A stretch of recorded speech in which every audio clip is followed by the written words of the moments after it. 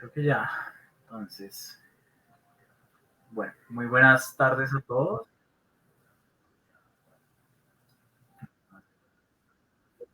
Listo, ya, lo siento. Bueno, pues muy buenas tardes a todos. Pues es un placer tenerlos acá de nuevo. Estamos acá con la doctora Varsovia Hernández Eslava para pues, su conferencia titulada Una mordida a la vez, avanzando en la investigación y la intervención de la selectividad alimentaria a través del análisis de la conducta. Entonces, pues estamos acá con mi compañero Juan Pablo Molano y pues voy a presentarles a la doctora Varsovia y ya les dejo pues con ella en su presentación. ¿Listo? Entonces, la doctora Ara Varsovia Hernández Eslava es doctora en psicología en el campo de conocimiento del análisis experimental del comportamiento por la Universidad Nacional Autónoma de México. Realizó una estancia postdoctoral en la Clínica de Investigación en Análisis de la Conducta, BARC, de la Universidad de Florida, Estados Unidos. Además, realizó una estancia corta de investigación en el Centro de Investigación en Autismo de la Universidad de Texas, en San Antonio. Es analista conductual certificada BCBA por el Behavior Analysis Certification Board y por la IBAO, la International Behavior Analysis Organization. La doctora Hernández ha impartido clases en universidades tanto públicas como privadas a nivel de licenciatura y posgrado. En la actualidad es investigadora del Centro de Investigaciones Biomédicas de la Universidad Veracruzana y es tutora del programa de doctorado en Ciencia del Comportamiento. Codirige los laboratorios de análisis conductual aplicado y desarrollo, así como el de psicología comparada. Actualmente, además, tiene el reconocimiento de investigadora nacional nivel 1 de CONACYT. Cuenta con cerca de 30 publicaciones entre artículos y capítulos del libro a nivel nacional e internacional sobre temas especializados en análisis de la conducta. Ha impartido conferencias a nivel nacional e internacional. Es full member de la Asociación for Behavior Analysis International, la ABAI, y es miembro fundador y presidenta de la Organización Mexicana de Prácticas de Análisis Conductual Aplicado, OMPAC. En 2021 recibió el Public Awareness Grant de la ABAI y adicionalmente participa de manera activa en la diseminación del análisis de la conducta y es embajadora por México del World Behavior Analysis Day.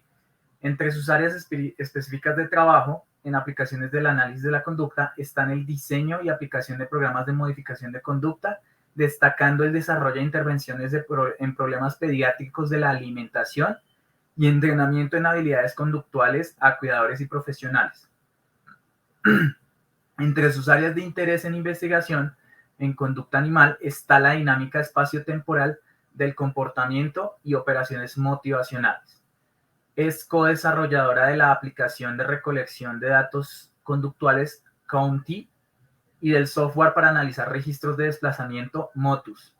Además, es cofundadora de la página web abacomunidadhispana.com, iniciativa de colaboración que busca proveer recursos informativos en español sobre el ACA a profesionales y familias. Entonces, como pueden ver, tenemos una gran investigadora entre nosotros. Entonces, pues, le doy la palabra a ella. Muchísimas gracias, doctora Varsovia, por aceptar nuestra invitación y pues bienvenida. Muchísimas gracias, Diego, Juan. Es un placer estar con ustedes y pues en primer lugar, buenas tardes y gracias al Centro de Investigación e Innovación en Análisis de la Conducta por esta invitación y por permitirme compartir parte del trabajo que realizo. Voy a compartir la pantalla, si me dicen cuando la vean. Dale.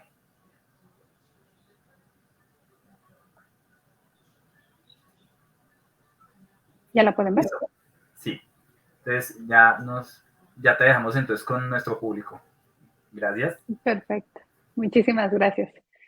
Bueno, pues es un placer estar con ustedes para compartir parte del trabajo de investigación en análisis conductual aplicado que realizo. Y el nombre de esta presentación es Una mordida a la vez, avanzando en la investigación y la intervención en selectividad alimentaria a través del análisis de la conducta. Entonces, bueno, ya me presentaron. Yo soy investigadora de la Universidad Veracruzana y también soy miembro fundador de la Organización Mexicana de Practicantes del Análisis Conductual Aplicado. La estructura de la presentación del día de hoy es la siguiente. En primer lugar, vamos a platicar de por qué un analista de la conducta trabajaría en problemas pediátricos de la alimentación. Entonces, ¿qué es lo que hace un analista de la conducta trabajando en esta área?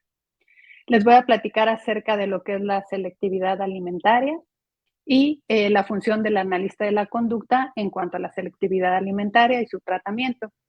Y ya sea un poquito más adelante, les voy a hablar acerca de algunos avances en evaluaciones e intervenciones en selectividad alimentaria. Entonces, para comenzar con el primer punto, pues porque un analista de la conducta estaría trabajando específicamente en problemas pediátricos de la alimentación, que es el rubro general. Pues bueno, como ustedes saben, hay distintas dimensiones o actividades, digamos, primarias de un analista de la conducta. Entonces, los analistas de la conducta nos podemos enfocar, por ejemplo, en análisis conceptuales, filosóficos, en parte de la teoría. Hay analistas de la conducta que se enfocan en análisis experimental del comportamiento, que es básicamente realizar investigación de proceso, investigación básica. Hay personas que trabajan en análisis conductual aplicado, que es un enfoque en la modificación o el trabajo con conductas socialmente relevantes, pero también realizando investigación. Y por otra parte, hay otros analistas de la conducta que más bien su práctica está guiada por el análisis de la conducta. No realizan investigación, pero puede que trabajen en clínicas o en hospitales o en centros diversos de trabajo. Entonces, bueno, la charla que hoy les voy a presentar está enmarcado en análisis conductual aplicado, aunque como ya comentaba Diego, yo también hago trabajo de análisis experimental. De hecho, mi doctorado lo hice en análisis experimental y ya después me enfoqué en análisis conductual aplicado. Y bueno, dentro del análisis conductual aplicado tenemos distintas subespecialidades. Entonces, estas son algunas de las que están, digamos, formalmente reconocidas por el Behavioral Analysis Certification Board, que es la instancia certificadora hasta hace poco a nivel internacional más grande. Y bueno, hay distintas áreas de especialidad. Entonces podemos tener subespecialidades, por ejemplo, en el deporte, en la clínica, en manejo de conducta organizacional, en autismo y problemas de desarrollo. Y el trabajo que yo les voy a presentar estaría enmarcado en el área o en la subespecialidad de pediatría conductual. Entonces, pediatría conductual se refiere a todo lo que nosotros podríamos trabajar, que son problemáticas que generalmente ven los pediatras médicos, pero que realmente pudieran tener más bien un componente conductual más que médico u orgánico. Y bueno, ya entrando en el área, pues dentro de algunas revisiones que se han realizado de cuáles son algunas situaciones que los padres reportan a los pediatras, que son situaciones realmente problemáticas para ellos, para su interacción o su día a día, y encontramos estas que les presento aquí en esta tabla. Entonces, esta tabla lo que muestra son problemáticas conductuales en un ranking que hacen los cuidadores o los padres. Y esto para niños de 3 años. Entonces, si se dan cuenta, espero que puedan ver mi cursor, tanto en las niñas como en los niños, el apetito pobre o la ingesta selectiva aparecen dentro de las primeras 10. Entonces, esta es una problemática muy común que reportan los padres y que incluso reportan con los pediatras y solicitan a veces su atención. Entonces, ¿a qué nos referimos con ingesta selectiva? La ingesta selectiva es el consumo de una variedad limitada de alimentos y también el rechazo a probar comidas nuevas. Generalmente esta ingesta selectiva está acompañada de conductas inapropiadas o conductas, digamos, desafiantes. Entonces, los niños consumen una variedad limitada de alimentos. Hay pequeños que solo consumen 4 o 5 alimentos distintos. Y cuando les presentan un alimento novedoso, por ejemplo, alguna fruta, alguna verdura generalmente, pues pueden presentar conductas de rechazo diversas, como aventar la comida, arrojar el plato, etcétera. Entonces, hay distintos tipos de selectividad alimentaria. Los podemos clasificar, por ejemplo, en base a las características de los alimentos. Entonces, tenemos ingesta selectiva por tipo de alimento. Por ejemplo, hay niños que únicamente consumen comidas como las carnes, hay niños que rechazan las verduras, puede haber niños que rechacen las frutas. Entonces, bueno, hay ingesta selectiva por tipo de alimento. Hay otros niños, otras personas que pueden ser selectivos en términos de la textura de los alimentos. Por ejemplo, puede haber niños que solo consuman comida en puré, aunque para su edad y para su desarrollo motor ya pudieran consumir otro tipo de alimento y solamente están consumiendo puré. O hay niños que solo consumen comida que es más crocante, dura o con ciertas texturas en especial. Entonces, eso sería una ingesta selectiva relacionada con la textura de los alimentos. Hay otros niños que incluso son muy selectivos en cuanto a la marca de los alimentos que pudieran estar consumiendo. Por ejemplo, niños que eh, consumen nada más 4 o 5 tipos de alimentos y además de marcas específicas. Por ejemplo, solo consumen comida procesada o pizza si es de una marca en especial y si ellos están viendo el empaque de ese alimento, ¿no? Entonces hay ingesta selectiva también con base en las marcas que se les presentan a los niños. Y bueno, hay también distintos tipos de ingesta selectiva relacionados, por ejemplo, con el olor, con la imagen o con los colores de los alimentos. Entonces, por ejemplo, hay niños que rechazan todo lo que tenga un olor característico, por ejemplo, como de pescado, ¿no? Entonces puede haber ingesta selectiva también por el olor o, como les decía, por la imagen, la presentación de la comida. Entonces, yo les comentaba que la ingesta selectiva está dentro de los problemas pediátricos de la alimentación. Hay otros problemas que también se pueden presentar en infantes. Por ejemplo, podríamos encontrar problemas que son de rechazo total al alimento. En el caso del rechazo total, como lo dice el nombre, los niños no aceptan alimento por las vías tradicionales, ¿no? Es decir, por la boca. Entonces, rechazan de manera completa el alimento, tienen que tenerse otro tipo de procedimientos, a veces quirúrgicos, para que los niños acepten los alimentos. Tenemos otros problemas como pueden ser la pica, que es ingerir sustancias no comestibles, por ejemplo, piedritas, tierra. Puede haber otros problemas como son la rumiación, que significa regurgitar la comida. A veces la escupan, a veces la vuelven a pasar y la regresan, ¿no? Y es como estar jugando con ese bolo.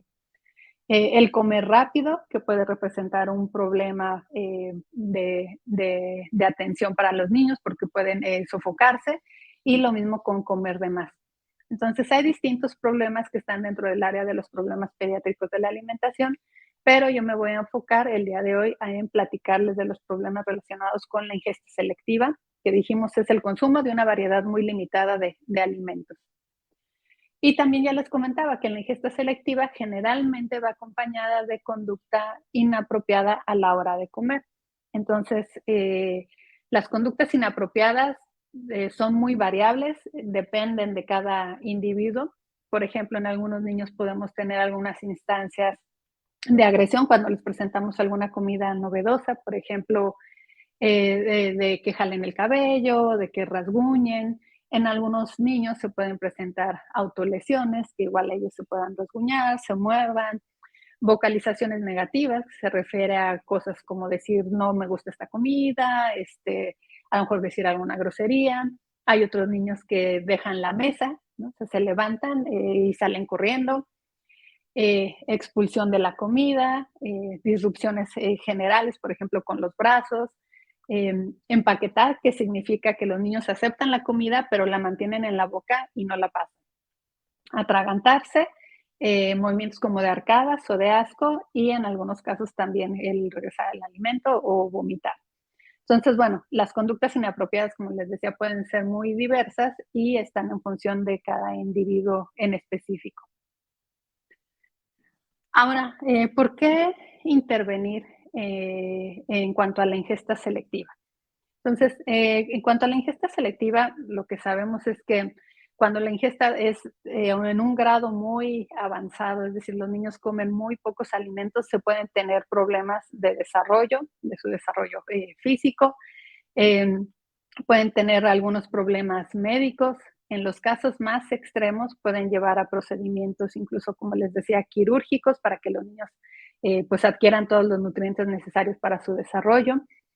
También la ingesta selectiva puede hacer que los periodos de alimentación sean muy estresantes para toda la familia, para todos los cuidadores e impedir el desarrollo de habilidades sociales que generalmente se desarrollan cuando compartimos los alimentos, por ejemplo, en el desayuno, en la comida, en muchísimas situaciones sociales involucran la comida. Entonces, desde fiestas, bodas, no sé, bautizos, cualquier celebración, básicamente involucra comida. Entonces, bueno, tener a pequeños que son muy selectivos complica realmente la vida familiar. En muchas ocasiones los cuidadores tienen que preparar comidas específicas para los niños y en muchos casos incluso los niños son tan selectivos que a veces dejan de comer, aunque tengan 3 o 4 comidas, todavía se vuelven más selectivos y se mantienen comiendo nada más 1 o 2. Entonces, bueno, las problemáticas a las que se puede llegar con la ingesta selectiva pueden ser muy diversas y también impactar no nada más el desarrollo de los niños, sino también su integración con distintos ambientes sociales familiares. Ahora, ¿cuáles son las estadísticas respecto de la ingesta selectiva? Eh, la mayor información la tenemos sobre todo proveniente de la población en Estados Unidos. Entonces, las estadísticas en Estados Unidos lo que nos dicen es que en niños con desarrollo típico, es decir, que no tienen ningún trastorno de neurodesarrollo, encontramos que hasta 2 de cada 10 niños presentan algún tipo de selectividad alimentaria. No tiene que ser el más extremo, a lo mejor simplemente es por algún tipo de grupo alimenticio, pero no necesariamente impacta su desarrollo. Entonces, es algo que se presenta a nivel general en la población. En otras poblaciones se ha identificado que existe una prevalencia mucho más elevada, como es en el caso de los niños que tienen el diagnóstico de trastorno del espectro autista. Las estadísticas son variables, pero se ha identificado que entre 7 y 8 de cada 10 niños con TEA pueden presentar preferencias selectivas de comida. Y también se ha identificado que tienen un mayor número de conductas disruptivas, de rechazo, y bueno, esto va acompañado pues con todo el perfil conductual que tienen los pequeños que tienen el diagnóstico de autismo. Ahora, ¿qué es lo que sabemos específicamente de datos en México? Nosotros aquí hicimos un análisis muy preliminar para saber cuál era la prevalencia que tenía los problemas relacionados con la alimentación y conductas problemáticas en los momentos de alimentación. Y lo hicimos en un centro que tenemos aquí en Veracruz, en la ciudad de Jalapa, que es donde me encuentro, que es la Subdirección Estatal para la Detección y Atención del Autismo. Entonces, es un lugar en el que llegan los niños de todo el estado a recibir intervención o tratamientos. Entonces, lo que hicimos como una primera evaluación, un primer acercamiento a esta problemática fue realizar primero entrevistas con los papás sobre hábitos de alimentación y conductas problemáticas en los periodos de alimentación. Esto fue para tener una idea general, ¿no? De qué es lo que estaba pasando, cuál es la situación o cuál es el nivel de problemática que se encontraba aquí. Y bueno, lo que vimos es que trabajamos con 46 familias, eran niños de 2 a 10 años, el 78% hombres, el 22% mujeres. Y lo que nosotros identificamos en esta primera evaluación es que al igual que habíamos encontrado en la literatura en otros lugares, una gran proporción de niños presentaban conductas problemáticas, al menos una. Encontramos que 62% de los niños y tenían distintas formas de rechazo al alimento. Entonces era escupir, aventar la comida, en algunos casos autolesiones y agresiones. También relacionado con esto, 64% presentaban algunos de los siguientes problemas médicos. Encontramos alergias, encontramos un gran número de niños que presentaban estreñimiento, cólicos, dolores abdominales, diarrea, que los padres reportaban también déficit en habilidades para masticar la comida y reflujo gastroesofágico. Es muy común que en la ingesta selectiva o en el rechazo al alimento encontremos otras comorbilidades como las que les estamos presentando aquí. Y bueno, también encontramos que pues para las familias esto implicaba una carga mayor de trabajo. El 43% de las familias realizaban una comida especial o preparaban una comida especial para los infantes. Entonces, no es solo preparar la comida que consume regularmente la familia, sino además el tener que estar preparando un menú muy específico, a veces incluso hasta con formas específicas del alimento, colores, texturas, como les decía. También encontramos que los niños que exhibían conductas problemáticas consumían o consumen significativamente menos verduras y alimentos que los niños sin problemas de conducta. También algo que identificamos es que el número de alimentos que consumían los niños era mayor cuando la familia también consumía un mayor número de alimentos. Entonces, si hay una relación entre cuántos alimentos o la variedad de alimentos que consume la familia y la variedad de alimentos que consumen los niños, aunque esta relación se rompe para los niños que presentan conductas problemáticas a la hora de la comida. Es decir, que aunque los padres o los cuidadores consuman una variedad muy elevada, en niños que tienen conductas de rechazo severas, no se encuentra esta relación de que ellos también consuman un nivel mayor de alimento. Entonces, bueno, este trabajo fue un primer acercamiento, como yo les decía, para evaluar cuál es la situación de la selectividad y de problemas de alimentación específicamente aquí en la región. Y bueno, para eso nos acercamos a este centro estatal. Generalmente cuando nosotros trabajamos selectividad alimentaria o problemas relacionados con la alimentación, tenemos que desarrollar o mantenernos en un enfoque multidisciplinar. Entonces, los problemas de alimentación pueden ser problemas que involucren a un nutriólogo. Entonces, el dominio del nutriólogo es justo hacer evaluaciones, llevar un registro, por ejemplo, del peso, de la estatura de los niños, del crecimiento que están teniendo. Los nutriólogos pueden dar recomendaciones de qué alimentos deberían de consumir los niños para mejorar su desarrollo. En algunas ocasiones, si hay problemas médicos, también los gastroenterólogos están involucrados. En algunas ocasiones también puede estar terapeutas del lenguaje. Y en el caso que yo les estoy comentando, pues también analistas del comportamiento y que es lo que vamos a ver más adelante. Entonces, bueno, es importante comentar esto, ¿no? Porque se debe de tener ciertas consideraciones, mucho cuidado cuando trabajamos con selectividad alimentaria, porque puede que haya alguna causa orgánica o médica que es importante trabajar a la par o primero trabajar eso y ya después trabajar con el analista del comportamiento. Entonces, bueno, ¿cuál sería la labor del analista del comportamiento al trabajar con la ingesta selectiva? En primer lugar, los analistas del comportamiento somos especialistas en la identificación de las funciones de las conductas. Entonces, cuando hablo de identificar la función de la conducta, es identificar básicamente por qué el niño está rechazando este alimento, ¿no? ¿Qué es lo que está manteniendo las conductas de rechazo cuando le presentan esos alimentos a la hora de la comida? Entonces, nosotros trabajamos identificando las funciones, ahí nos vamos a los principios del comportamiento, ¿no? ¿Qué tipo de reforzamiento se está presentando? Ahorita voy a hablar un poquito de eso, si es reforzamiento positivo, negativo. Nosotros podemos hacer también análisis para identificar cuál es la influencia de los cuidadores en el posible mantenimiento de este tipo de conducta. Realizamos evaluaciones del nivel de línea base de las conductas que se están presentando, tanto de rechazo como de aceptación de alimento. Podemos ayudar a incrementar la estructura de la alimentación con el fin de facilitar el consumo de ciertos alimentos.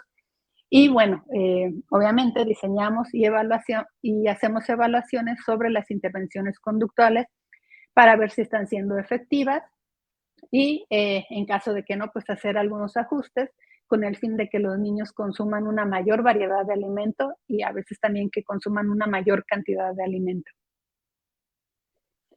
Entonces, ya entrando específicamente a una de las partes de investigación enfocada en análisis conductual aplicado, pues bueno, dentro de la investigación que hacemos como analistas conductuales aplicados en la ingesta selectiva, lo que hacemos puede ser desarrollar métodos de evaluación o identificación de la función conductual del rechazo al alimento y también desarrollamos métodos más eficaces, más exitosos de intervención o de tratamiento que están enfocados tanto en incrementar la ingesta de alimentos como en el número o la variedad de alimentos y al mismo tiempo lo que queremos hacer es disminuir la conducta desafiante o de rechazo al alimento, ¿no?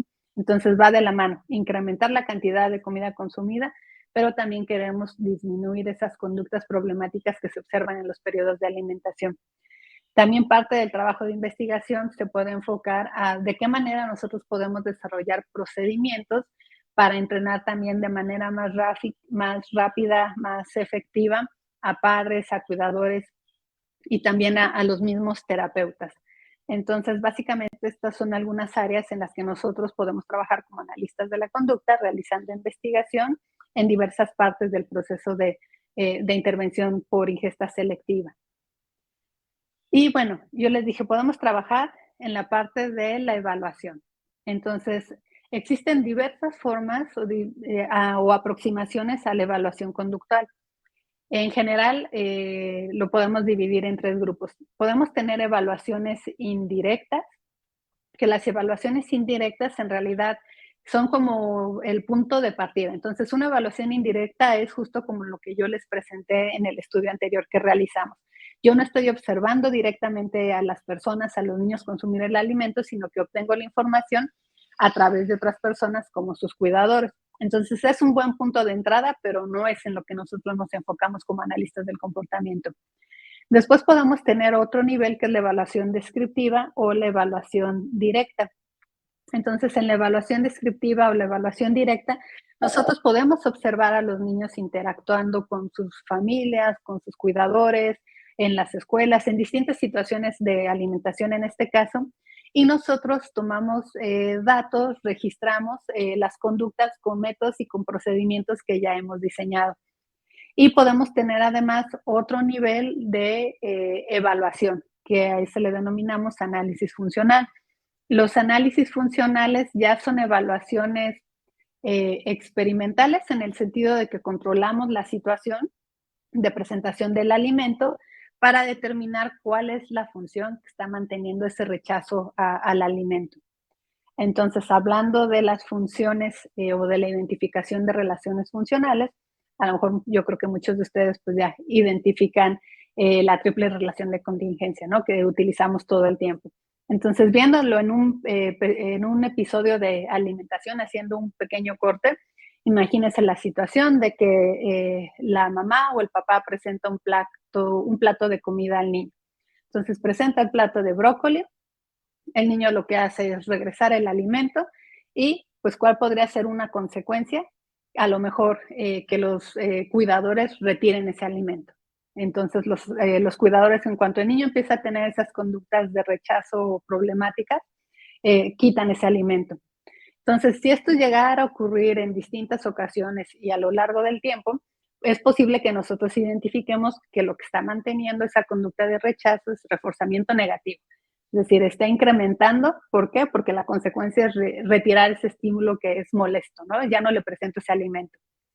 Ahora, puede haber otro tipo de funciones. Por ejemplo, presentamos el alimento, el niño tiene esa conducta de rechazo, se voltea, a lo mejor se tapa la boca o cualquier otro tipo de conducta, y que pudiéramos tener como consecuencia, pues a lo mejor que los cuidadores le piden a los niños que lo coma, le están prestando más atención, le cantan canciones, juegan con ellos.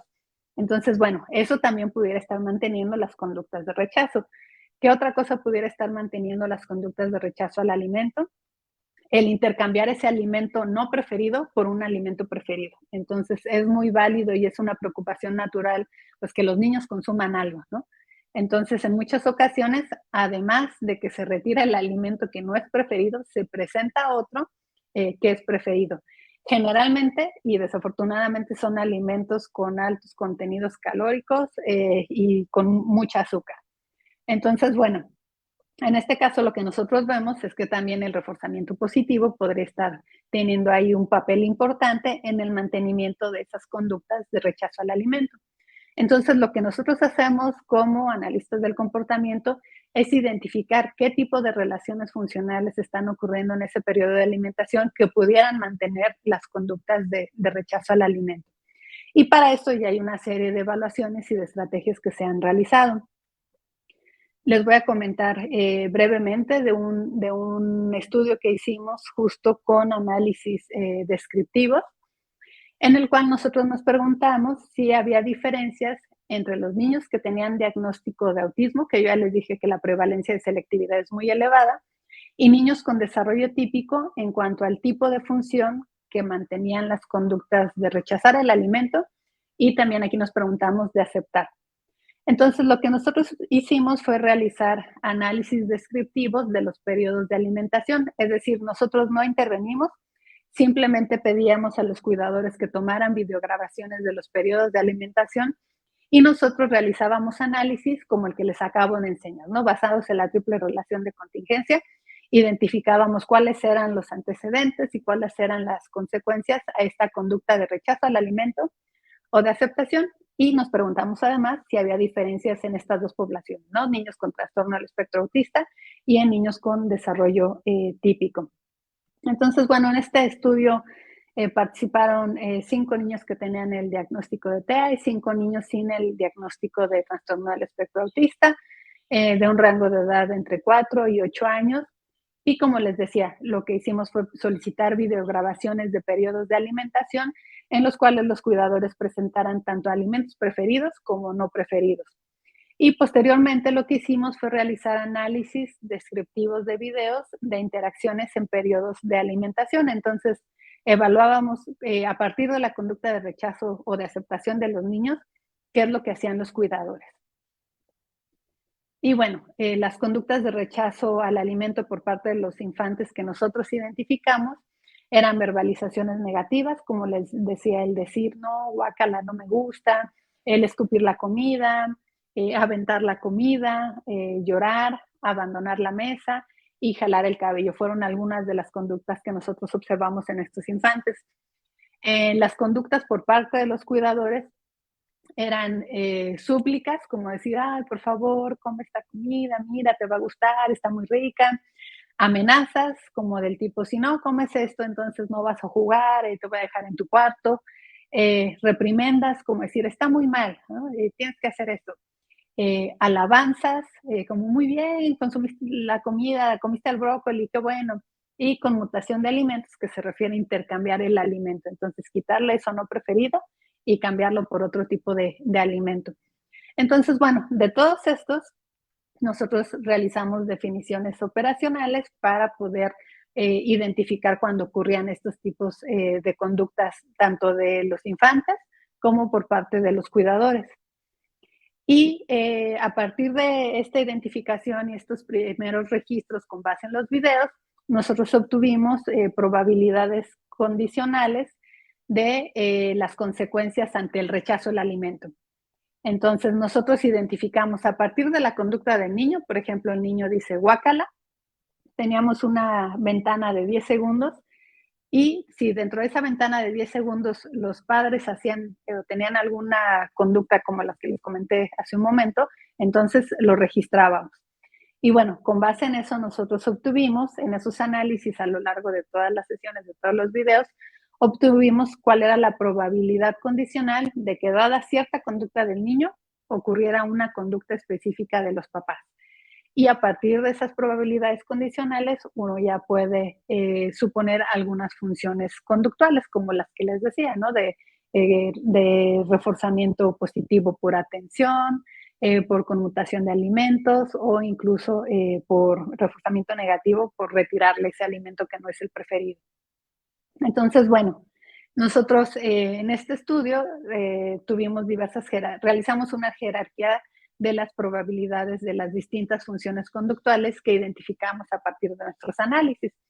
Entonces, lo que vimos fue, del lado izquierdo tenemos las jerarquías para niños con desarrollo típico, del lado derecho tenemos las jerarquías para niños que tienen el trastorno del espectro autista.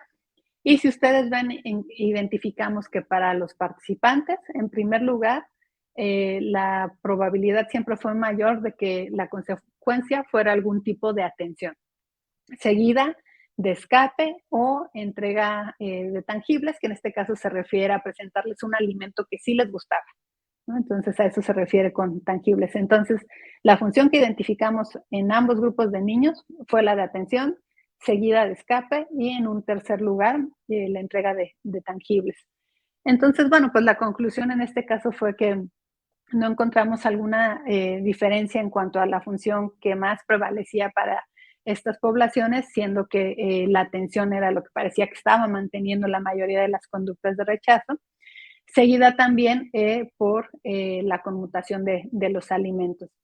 Entonces, bueno, las poblaciones, como les decía, tienen características distintas. En general, los niños con los que nosotros trabajábamos que tenían trastorno del espectro autista tenían un nivel más elevado en la intensidad en las conductas, también relacionado con cosas de su perfil conductual, como falta de habilidades, en algunos casos de comunicación, eh, entre otros. Pero bueno, lo que muestra ese estudio es que independientemente de si nosotros trabajamos con niños que tienen desarrollo típico o que tienen algún diagnóstico en específico, la aproximación que nosotros realizamos es la misma y también puede funcionar para trabajar con ambas poblaciones. Ahora, esa es la parte de la evaluación. Hay mucho trabajo que se ha realizado y que hemos realizado en la parte de evaluación, del desarrollo de ciertas intervenciones, de mejorar los procedimientos. También hemos trabajado en la parte de la intervención o en la parte del tratamiento. Entonces, en la evaluación, digamos que respondemos a la pregunta de ¿por qué hace eso? ¿No? ¿Por qué se rechaza el alimento? Entonces, identificamos la función de la conducta y ahora con base en esa función de la conducta vamos a proponer una intervención o un tratamiento. Tenemos dos clasificaciones de intervención o de tratamiento. Uno es basado en antecedentes y otro es basado en consecuencias. Antecedentes de la conducta de rechazo o de presentación del alimento y la consecuencia también. Entonces, bueno, en cuanto a los procedimientos que se han desarrollado basados en los antecedentes, son cosas, procedimientos que nosotros hacemos antes de que se dé la aceptación del alimento y estos están dirigidos a disminuir la conducta problema que pudiera intervenir para tener este rechazo a la comida. Entonces, lo que nosotros hacemos es podemos tener una serie de procedimientos, como por ejemplo un procedimiento de desvanecimiento. Entonces, ¿a qué se referiría como un procedimiento de desvanecimiento? Si los niños ya identificamos que rechazan, por ejemplo, el brócoli, pero tienen otra comida que es altamente preferida, a lo mejor lo que podríamos hacer es preparar una mezcla de los alimentos con distintas proporciones. Entonces, inicialmente presentar un pedacito muy chiquito de brócoli con una porción más grande de esa comida que le gusta y gradualmente ir cambiando las proporciones de tal forma que llegamos a un punto en que el consumo del alimento ya esté controlado por la presentación del brócoli y no por esa otra comida que es la que originalmente o anteriormente le gustaba. Tenemos otros procedimientos que se conocen como secuencias de alta probabilidad, que también son procedimientos que nosotros realizamos antes de que se presente o antes la aceptación de la comida. Hay otro tipo de procedimientos que están basados en las consecuencias. Entonces, los procedimientos basados en consecuencias los implementamos de manera contingente con la ingesta del alimento o con la conducta de rechazo al alimento. Entonces, estos procedimientos son procedimientos que involucran reforzamiento diferencial, es decir, podemos extinguir la conducta inapropiada, poner bajo extinción la conducta inapropiada y reforzar la conducta apropiada de aceptación y, bueno, extinción del escape.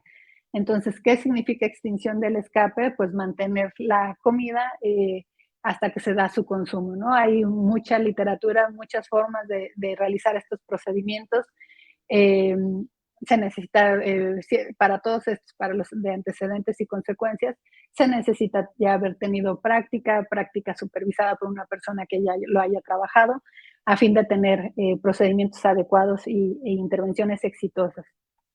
Entonces, bueno, ¿cómo se ve esto como en la práctica? Les voy a platicar de un caso que nosotros trabajamos hace poco. Este niño, le vamos a llamar Miguel, era un niño de 5 años que tenía el diagnóstico de trastorno del espectro autista. En esa primera evaluación que hicimos indirecta, esa evaluación inicial, lo que nos reportaban los cuidadores es que ya tenía una historia de 3 años de rechazo a la comida. Es decir, desde los 2 años ya presentaba ciertas conductas de rechazo a alimentos. Estas conductas de rechazo, ¿cómo se veían? Podían ser manotazos, pellizcos, arcadas, aventar la comida, alejar el plato de comida o estar forcejeando o levantarse de la mesa. No se reportaba ninguna alergia, lo cual es muy importante de preguntar. Las comidas que consumían era pizza, galletas, empanadas, papas y chocolate. Y dentro de un inventario de 123 alimentos, los cuidadores reportaron que consumía únicamente 13 comidas. Entonces, bueno, hicimos, una vez que tuvimos esta primera aproximación, hicimos algo que se denomina prueba de preferencia de estímulos por pares. Entonces, la prueba de preferencia de estímulos por pares consiste en presentar 2 alimentos a la vez y ver qué alimentos selecciona el niño. Así como están viendo en la imagen aquí abajo, presentamos un par de alimentos dentro de un conjunto de, por ejemplo, 12 y vamos anotando y registrando qué alimentos consumen los niños. Y lo que obtenemos es una jerarquía de preferencias. Entonces, esta prueba de preferencias se utiliza mucho en el ámbito aplicado para identificar posibles reforzadores. En este caso lo utilizamos para identificar qué alimentos consumen los niños. Entonces, bueno, si ustedes ven aquí de esta lista de alimentos, los únicos 2 alimentos que consumió el niño fueron chocolate y galleta antes de la intervención. Nuestra intervención estuvo enfocada en utilizar procedimientos basados en antecedentes, como les decía, del desvanecimiento, cambiábamos proporciones de alimentos, utilizamos reforzamiento positivo. Entonces, ¿de qué forma el reforzamiento positivo? Nosotros identificamos que para este niño el contacto social, las caricias, el decir chócalas, era algo que funcionaba, ¿no? Entonces, ese fue el tipo de reforzador que nosotros utilizamos. Cuando el niño consumía el alimento, nosotros lo felicitábamos, chocábamos las manos, lo cargábamos. Y también utilizamos un procedimiento de extinción del escape, es decir, le requeríamos al niño que consumiera el alimento y solo hasta que se consumía el alimento, nosotros concluíamos la sesión. Aquí les muestro de manera muy rápida y muy general los datos, no voy a entrar en mucho detalle del procedimiento. Lo que ustedes ven aquí en la vertical es el porcentaje de alimentos que consumió. Trabajamos con uvas, con melón, con brócoli y con zanahoria y a lo largo de las distintas sesiones. Entonces, lo que nosotros hacíamos era presentarle un plato con 5 bocados de comida y cambiábamos las proporciones del alimento que le gustaba y del alimento que no era el preferido. Entonces, inicialmente teníamos pedacitos, todos estos con pedacitos muy chiquitos, por ejemplo, 4 pedacitos de galleta y un pedacito de uva, ¿no? Y entonces, gradualmente, conforme el niño iba aceptando el alimento sin tener conductas inapropiadas de rechazo, cambiábamos esas proporciones.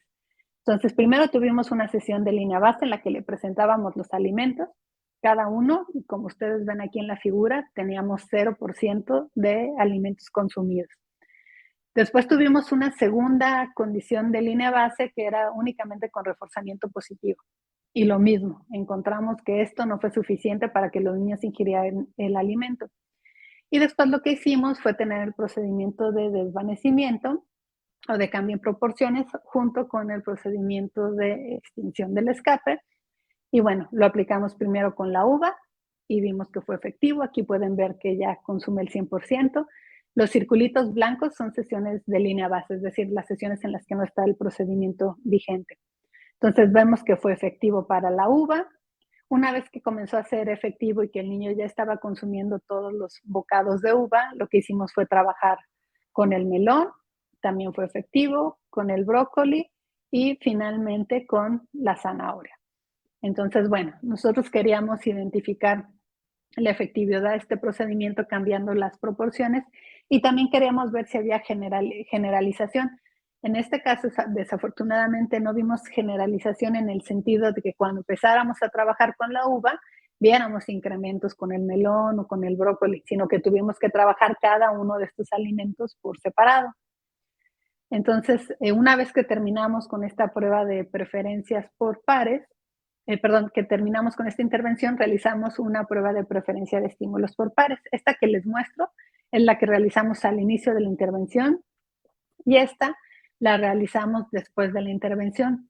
Ahora, cuando nosotros realizamos esta prueba post-intervención, dijimos, no hubo en realidad tanto cambio, ¿no? Lo que nosotros hubiéramos querido era ver que consumían mucho más comida de los distintos alimentos que habíamos presentado.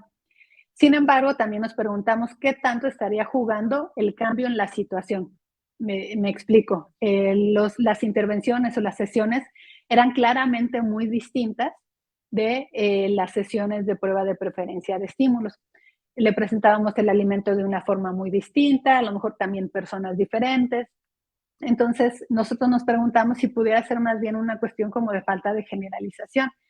Y lo que hicimos entonces fue adecuar esta prueba de preferencia de estímulos para que fuera ligeramente más parecida a lo que habían sido las sesiones de intervención. Y justo lo que encontramos es que una vez que nosotros hicimos la prueba de preferencias en una forma más similar a la intervención, el consumo de los distintos alimentos se incrementó. Entonces, bueno, esto fue un resultado interesante porque hasta este momento no se han reportado efectos de estos cambios en las pruebas, en la forma en la que uno realiza las pruebas de preferencia y qué tanto importa que sean en algún sentido parecidas a las sesiones de intervención, que no sea tan fácil de discriminar cuando estoy en intervención y cuando ya estoy en sesiones de evaluación. Entonces, bueno, en este caso, el procedimiento con este pequeño resultó bastante exitoso. Vimos en la segunda prueba de preferencias que incrementó el consumo de alimentos y de aquí nosotros lo que trabajamos, que no les voy a mostrar los datos por falta de tiempo, fue trabajar con los cuidadores. Entonces, en este caso específicamente con la mamá. Entonces, una vez que yo estaba comiendo el alimento con nosotros en las sesiones, lo que hicimos fue enseñar a la mamá a implementar este mismo procedimiento que nosotros estábamos haciendo para que el niño comiera con ella, ¿no? Que es finalmente lo que uno quiere. Entonces, uno quiere que haya generalización hacia la casa, con distintos cuidadores, en distintas situaciones. Entonces, bueno, y también para eso desarrollamos un procedimiento específico para entrenar a la mamá a implementar este procedimiento. Ahora, bueno, en cuanto a las posibilidades que tenemos como analistas del comportamiento en trabajar en la selectividad, son muy amplias. Yo ya les comenté que nos enfocamos en aumentar el número de alimentos consumidos, la cantidad, desarrollamos intervenciones para determinar cómo hacer más probable que se dé la generalización a distintos alimentos, en distintos contextos, con distintos cuidadores. ¿De qué forma podemos trabajar teniendo situaciones en las que se disminuya la conducta problemática a la hora de comer? ¿Cómo podemos realizar evaluaciones que sean más eficientes, más rápidas? Y bueno, también realizar entrenamiento a cuidadores y a terapeutas.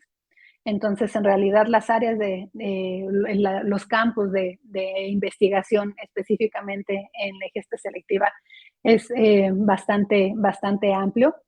Y bueno, pues es una invitación a informarse más acerca de las distintas aplicaciones que tenemos, los distintos campos que tenemos como analistas del comportamiento.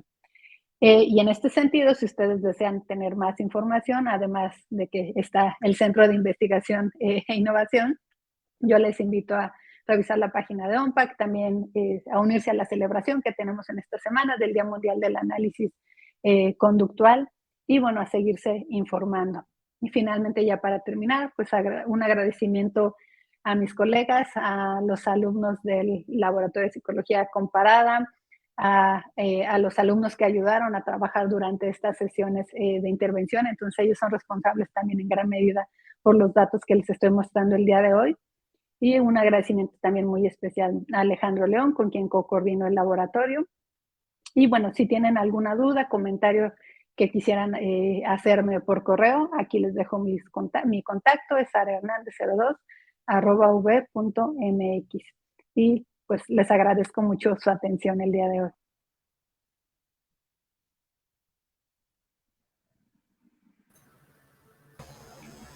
Listo. Bueno, entonces, pues hay un par de preguntas en el chat de Facebook. No sé si alguien más también pues vaya ocurriéndose alguna otra. Creo que acá Juan y yo también tenemos una en particular cada uno. Pero bueno, entonces, Juan, si quieres yo las pongo y tú las lees, ¿vale? Sí, perfecto.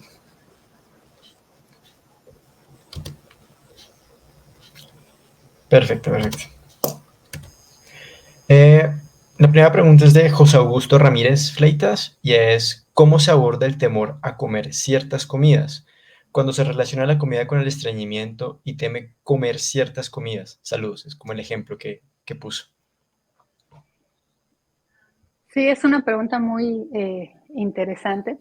Digamos que cuando uno dice, bueno, en primer lugar, ya les comentaba que muchas veces trabajamos con otros profesionales, ¿no? Con profesionales de la salud. Entonces, Hay que ver qué cuestiones médicas pudieran estar presentes en la situación y que pudieran a lo mejor influir en ese rechazo al alimento. En cuanto al temor a consumir ciertos alimentos, digamos que la forma en la que uno dice, este niño teme consumir, es justo a partir de las conductas de rechazo, ¿no? De aventar la comida, que son las conductas que nosotros trabajamos. En algún sentido lo puedes ver, alguno de los procedimientos, porque hay distintos, que es parecido como a las intervenciones que se hacen, por ejemplo, de fobias, ¿no? De gradualmente ir presentando ciertos alimentos, ir exponiendo a los niños, facilitar el consumo o que prueben estos alimentos. Entonces, bueno, esa es la manera en la que nosotros gradualmente vamos trabajando. De manera inicial nunca presentamos una comida así completa, ¿no? Eso sería, imagínense, ¿no? Sería un evento probablemente muy aversivo para los niños, ¿no? Entonces, llegar con el plato completo de, no sé, de huevo, de brócoli, lo que sea que no les guste, y decir, no, lo comes. Generalmente empezamos, la meta inicial es que pruebe los alimentos, que pruebe muchas veces los alimentos, ya que también se ha encontrado en la literatura que cuando pruebas muchas veces el alimento, desarrollas, digamos, un gusto, una preferencia por esos alimentos. Entonces, bueno, lo que nosotros queremos hacer es eso, ¿no? Facilitar la aceptación de los alimentos, inicialmente en cantidades muy chiquitas, de tal forma que los niños ya después aceptan estos alimentos.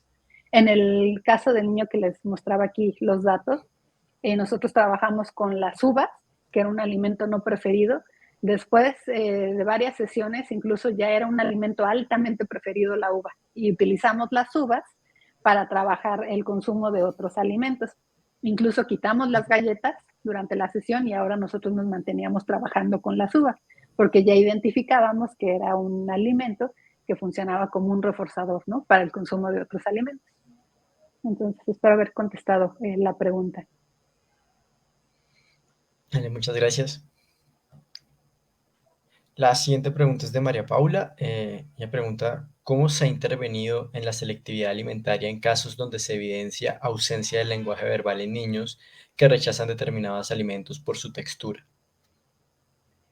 En realidad, las formas en las que nosotros intervenimos tienen ciertas adecuaciones en función del lenguaje o de la conducta verbal de los niños, pero digamos que las bases, los procedimientos son los mismos. Estos procedimientos funcionan independientemente de si los niños tienen una conducta verbal, digamos, como avanzada o más sofisticada, o que su conducta verbal a lo mejor no sea del lenguaje vocal, sino con otro tipo de modalidad. Entonces, estos procedimientos, independientemente de este lenguaje que tengan los niños, funcionan. Yo he trabajado con niños que son altamente vocales, verbales, que te pueden decir cosas, mantener conversaciones, y también hemos trabajado con niños que tienen nosotros decimos operantes verbales muy, a lo mejor como muy limitadas, ¿no? Tal vez algunos tactos o que nombran cosas o que mandos que piden cosas,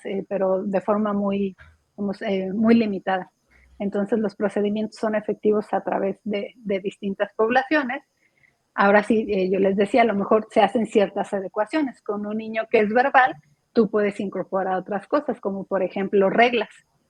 Con un niño que tal vez no tiene ese tipo de lenguaje de conducta verbal, a lo mejor no incorporas reglas diciéndoselas de manera explícita, pero sí haces otro tipo de conductas, ¿no? Por ejemplo, modela situaciones o simplemente a partir del contacto de las contingencias, ¿no? Sin que tú tengas que explicitar cuál es la regla. Y bueno, como les decía, los procedimientos funcionan en ambos casos. María Paula también pregunta, ¿se hablaría también de selectividad alimentaria cuando el niño se le ha enseñado desde casa a solo comer frutas y verduras y en otros contextos si se le ofrece otro tipo de alimentos, los rechaza?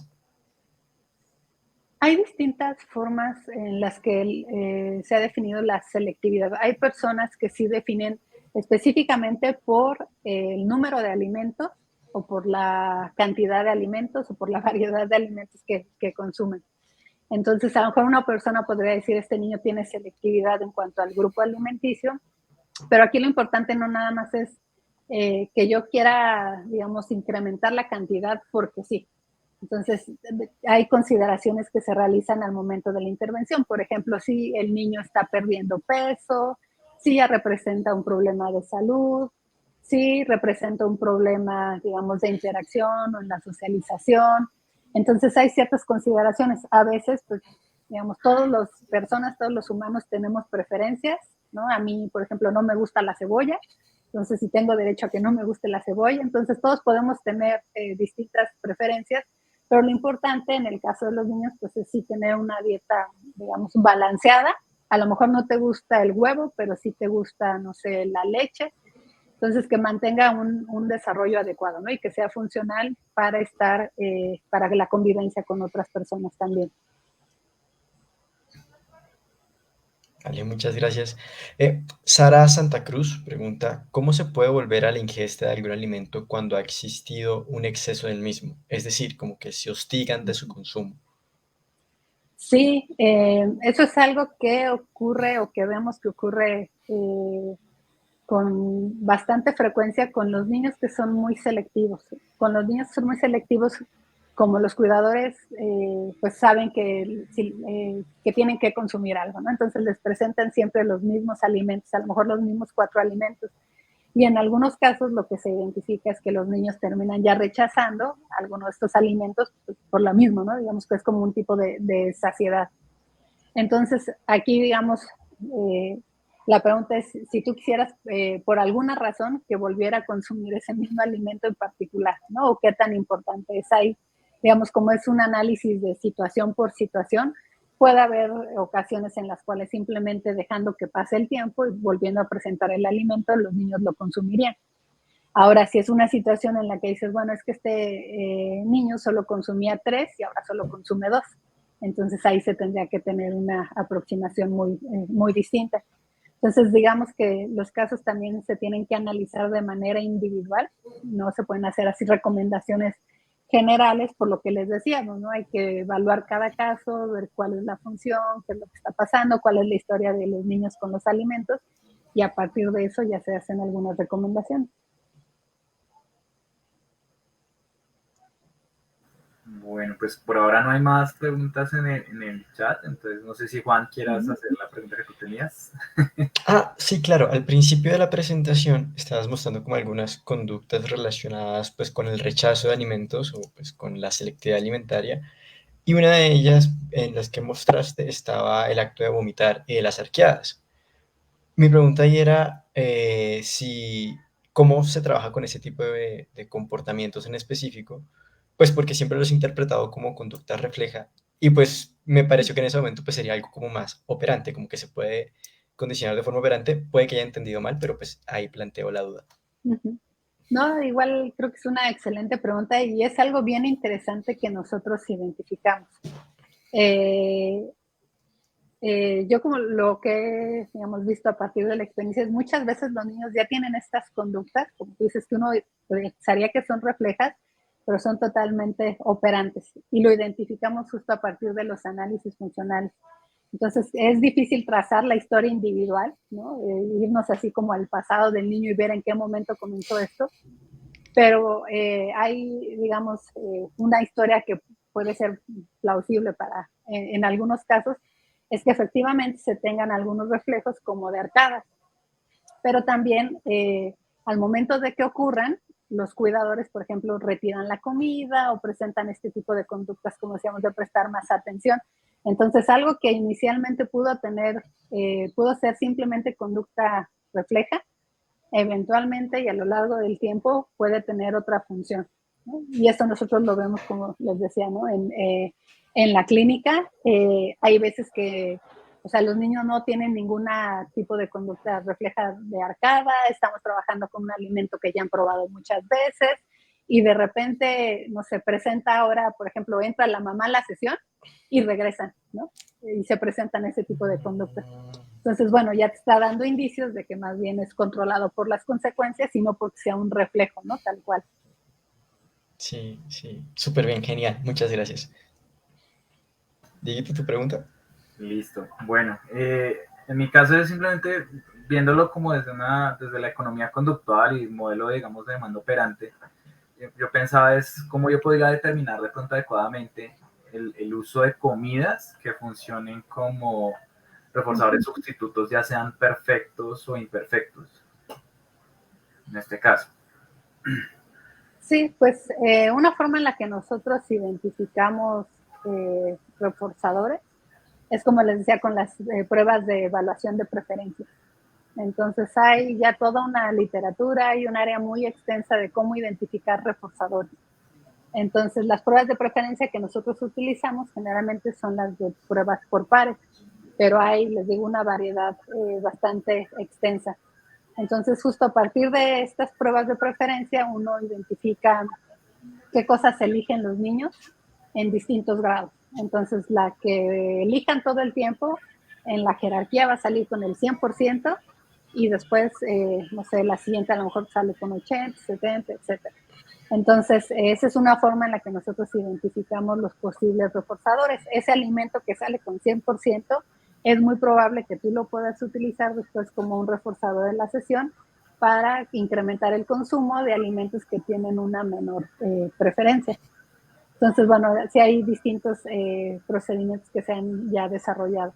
Incluso también hay personas que se enfocan nada más en las pruebas de preferencia y ya, por ejemplo, ven cosas como qué pasa si presentas dos al mismo tiempo, qué pasa si vas haciendo variaciones en cuanto a los reforzadores que tú presentas dentro de esa jerarquía, y si cambia la efectividad, no cambia la efectividad. Entonces, bueno, es también como un área bastante amplia, ¿no?, del análisis de la conducta. De hecho, tengo otra pregunta, como siguiendo un poco la línea de la que acaba de hacer Diego, porque me acordé justamente del artículo de sustitución de Racklin. Él tiene un ejemplo un poco tonto, pero que voy a tratar de trasladar acá, en el que mencionaba justamente como una curva de sustitución entre manzanas y naranjas. Entonces, que o 10 manzanas o 10 naranjas, pero que incluso podían preferir 4 manzanas con 5 naranjas, que era menor cantidad, pero había variedad. Entonces, como hablando justamente como de paquetes, más o menos de alimentos, como tratando de evaluar un poco la conducta extendida, ¿qué intervenciones o qué trabajos conoces que trabajen como con esto más ligado no a adquirir nuevos alimentos dentro de mi repertorio, sino a organizar como un plan de alimentación, ¿no? O sea, como yo quiero alimentarme de determinada manera o me gustaría incluir este paquete de alimentos, si conoces algo al respecto o si es como algo nuevo por hacer, también por trabajar. Sí, generalmente, digamos, lo que yo trabajo es la aceptación a los alimentos. Creo que ya, si entiendo bien así de cómo formar o cómo elegir alimentos distintos en tu dieta, no sé si es como la pregunta que tiene. Relacionado un poco, pero es más como justamente evaluar si al empaquetar, como ponerle tipo, en vez de darle como fruta por fruta, ponerle 2 o 3 frutas al tiempo, un paquete de estas 3 frutas, un paquete de estas 3 frutas. Ah, ya, ajá. Sí hay, de Sí, hecho, hay un procedimiento que creo que en el sentido de lo que estás comentando. Hay procedimientos que les llaman de elección, entonces, de qué prefieres consumir. Y son muy curiosos, ¿eh?, porque además es elección entre alimentos no preferidos. ¿Prefieres consumir un bocado de brócoli o prefieres consumir dos? Entonces dices, pues los dos son no preferidos, ¿no? Pues sí, pero en uno la cantidad es mayor que en otro. Y lo que hace es facilitar que los niños ingieran el alimento. Ahora ok. también hay otros procedimientos que se hacen, como les decía, ¿no?, que lo que cambian es como las consecuencias o el tipo de reforzador. Y en algunos experimentos, pues sí, lo que hacen es identificar si dando, como les decía, variedad, o que los niños puedan elegir cuál es el reforzador que ellos quisieran, no sé, entre, como dices, manzanas, peras, etcétera, si eso cambia todavía o facilita, ¿no?, que los niños ingieran el alimento. Entonces, sí hay procedimientos basados, como les decía, en antecedentes, otros basados en consecuencias. Y bueno, lo que tú también comentas, creo yo que va más hacia la parte de investigación, a lo mejor en algún sentido básica, ¿no?, de que cómo podemos nosotros desarrollar, o cómo cambiando ciertas condiciones, ¿no?, facilita el proceso de adquisición, por ejemplo, ¿no?, de algunos alimentos. En el caso de los procedimientos que yo les estoy platicando, digamos que el objetivo es que los niños consuman o que prueben los alimentos. ¿no? Más allá de preguntarte así de cómo cambió el valor del reforzador o qué efecto tendrá si lo presento juntos, separado, es más bien de qué forma yo puedo hacer que estos procedimientos sean más efectivos, que sean más rápidos, que los niños dejen de presentar conductas inapropiadas y que al contrario, ¿no? Muestren conductas que indican aceptación del alimento, que lo consuman más rápido, por ejemplo, cuando lo presentes en la mesa. Entonces, ese es el tipo de, como de intervenciones desde esta perspectiva. No, pero bueno, muchas gracias, muy chévere, muy interesante casi todo el trabajo y justamente lo que me contaste me dio como varias ideas de preguntas a futuro, entonces te agradezco un montón. Bueno, pues no veo más preguntas en el chat de Facebook, entonces pues creo que podríamos darlo por concluido. Entonces pues muchísimas gracias, doctora Varsovia, de nuevo por haber aceptado pues nuestra invitación a dar esta conferencia, muy nutritiva realmente para nuestro conocimiento, no solo para nosotros, sino pues para toda nuestra audiencia. Entonces muchas gracias.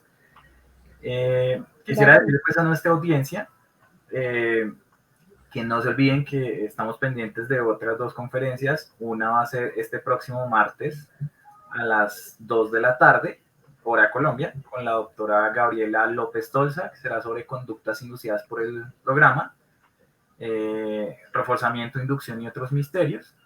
Y el viernes de la otra semana, a las 5 de la tarde, hora Colombia también, con la doctora Natalie Llanes sobre reglas de elección, preferencias y políticas públicas.